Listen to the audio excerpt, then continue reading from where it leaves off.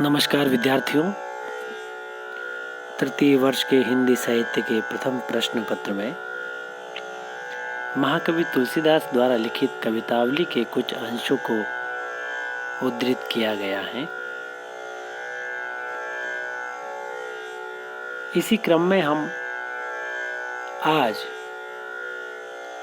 अयोध्या कांड के कुछ सवैयों का अध्ययन करेंगे। हमारे समक्ष जो सवैया दिया हुआ है उसमें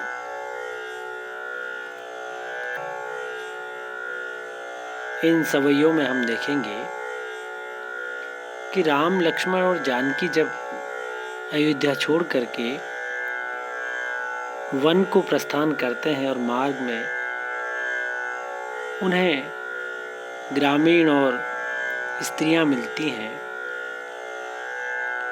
वो ग्राम वधुएं, ग्राम की स्त्रियां इन तीनों को देखकर इनके रूप और छवि से आकृष्ट होती हैं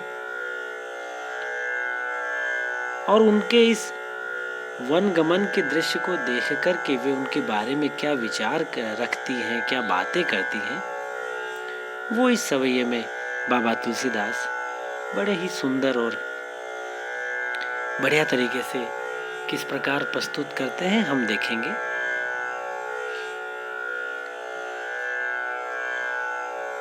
पहले हम इसका पाठ करेंगे, उसके बाद इसकी व्याख्या समझने का प्रयास करेंगे।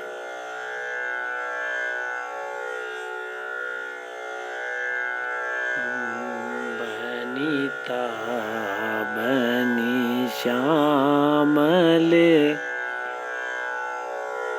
गौरी के बीच बिलो कहूरी सखी मोही सी है।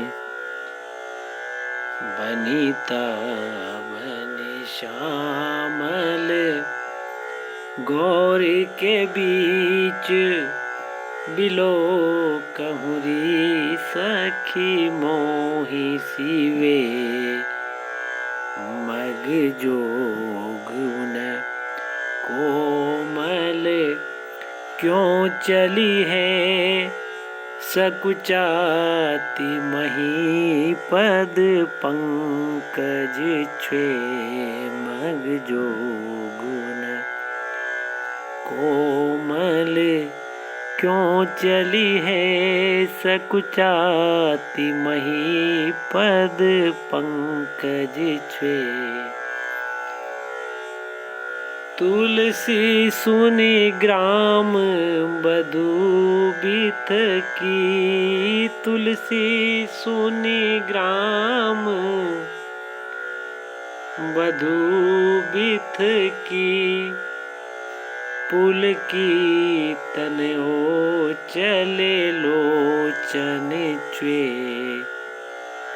सब बाती मनोहर मोहन रूप। सब बाती मनोहर मोहन रूप। अनूप है भूप के बालक द्वे। सब भांति मनोहर मोहन रूप। अनूप है भूप के बालक द्वे।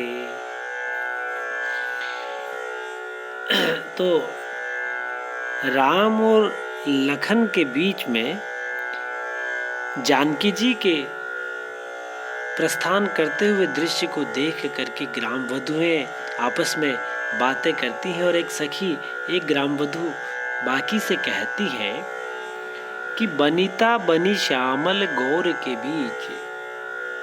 अपने संवाद में वो यह कहती है कि हे सखी तुम देखो कि बिलोकहूं देखो री सखी। हे सखी तुम देखो तो एक जो स्त्री इतनी सुंदर है वो श्याम वर्ण और गौर वर्ण के बीच में, अर्थात सांवले रंग के प्रभु राम हैं और गोरे रंग के लखनलाल जी हैं, उनके बीच में जो स्त्री है उसे अच्छी तरह से देखो।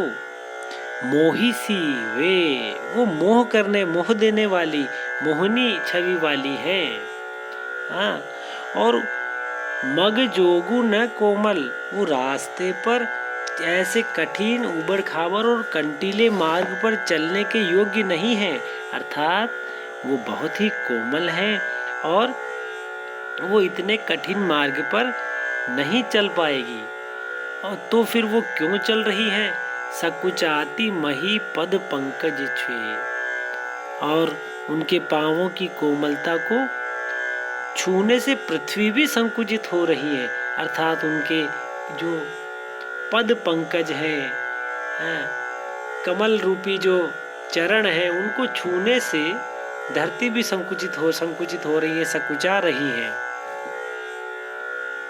तो यहाँ पर सीता जी के चरणों की कोमलता को इंगित करते हैं तुलसीदास जी।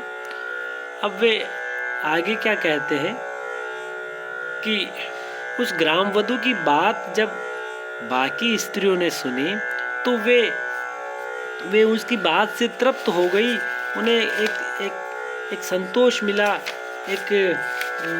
एक तरह का श्रद्धा हो गई उनके प्रति, प्रेम उमड़ पड़ा और करुणा व्याप्त हो गई।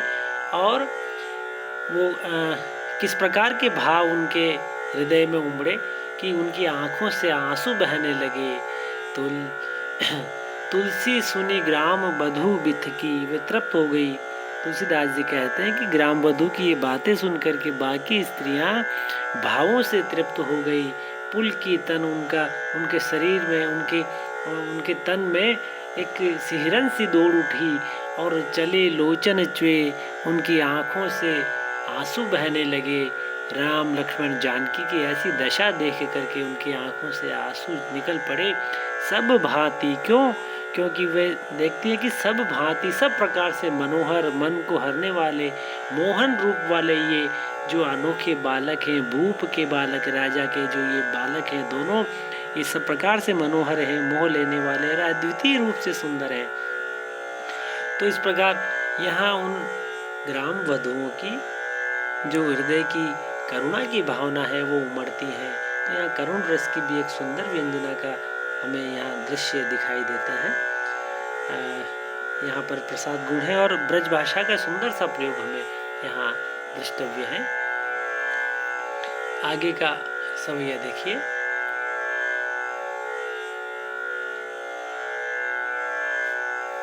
यहाँ पर इस सवैये में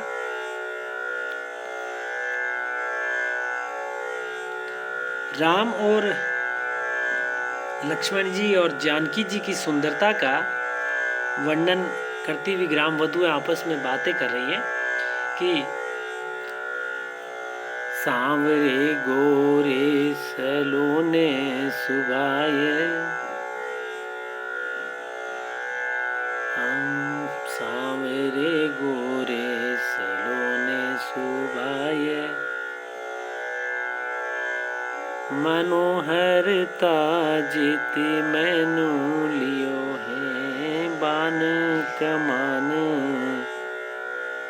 निशंग कसे, सिर सोहे जटा मुनिवेश कियो है, संग लिए विदु बैनी बधू, रति को जही रंचक रूप दियो है, अरे पायन तो पनही न पया देही, क्यों चली है सकुचात हियो है, पायन तो पनही न पया देही, क्यों सकुचात, क्यों चली है सकुचात हियो है। यहाँ पर तुलसीदास जी इन पंक्तियों में उन ग्राम वधुओं के आपसी संवाद के माध्यम से राम लक्ष्मण और जानकी जी की वन गमन की सुंदरता का किस प्रकार वर्णन करते हैं कि सांवरे गोरे सलोने सुभाए। वे आपस में बातें करती हैं कि जो सांवले श्याम वर्ण के हैं और गोरे रंग के जो दोनों राजा के जो पुत्र हैं, बालक हैं, ये सलोने सुंदर है सुभाए, और जो है इनका सलोने सुभाए सुंदर है, और सुभाए स्वभाव इनका सुंदर बहुत अच्छा दिखाई दे रहा है, स्वभाव से ही सुंदर दिखाई दे रहे हैं। और मनोहरता जिति मैनु लियो है, और इनका जो आकर्षक और मनोहारी रूप है उसने मैनु यानी मदन यानी कामदेव, अर्थात इनकी मन को हरने वाली जो छवि है उसने कामदेव की सुंदरता का भी हरण कर लिया है, उसको भी जीत लिया है। बान कमान निशंग कसे, बान और कमान और तरकस, निशंग यानी तरकस, कसे हुए हैं। सिर सोहे जटा, सिर पर जटाएं सुशोभित हैं, मुनिवेश इन्होंने किया है। संग लिए विदुबैनी वधु, विदु यानी चंद्रमा, बैनी यानी मुख वाली, तो चंद्रमुखी जो इनकी वधु है, स्त्री है साथ में, उसका जो रूप है रति को जेहि रंचक रूप दियो है। जिसने रति को थोड़ा सा सौंदर्य प्रदान किया, अर्थात ये कामदेव की जो पत्नी रति है उससे भी अधिक सौंदर्य इस स्त्री का है, अर्थात सीता जी का है। ये ग्राम वधुएं आपस में कह रही हैं। पायन तो पनही न पयाद ही क्यों चली है, सकुचात ही है। इनके पांवों में पयादे ही नहीं है, अर्थात जूते नहीं हैं, पनहिया नहीं है, तो ये पैदल क्यों चल रहे हैं। और इनके पैदल चलने से हमें इनको देख करके बड़ा कष्ट हो रहा है।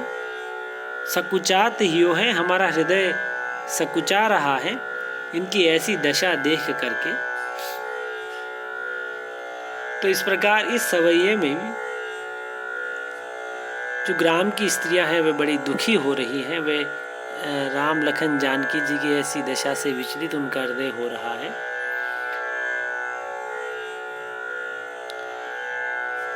आपने सुना उसके लिए धन्यवाद।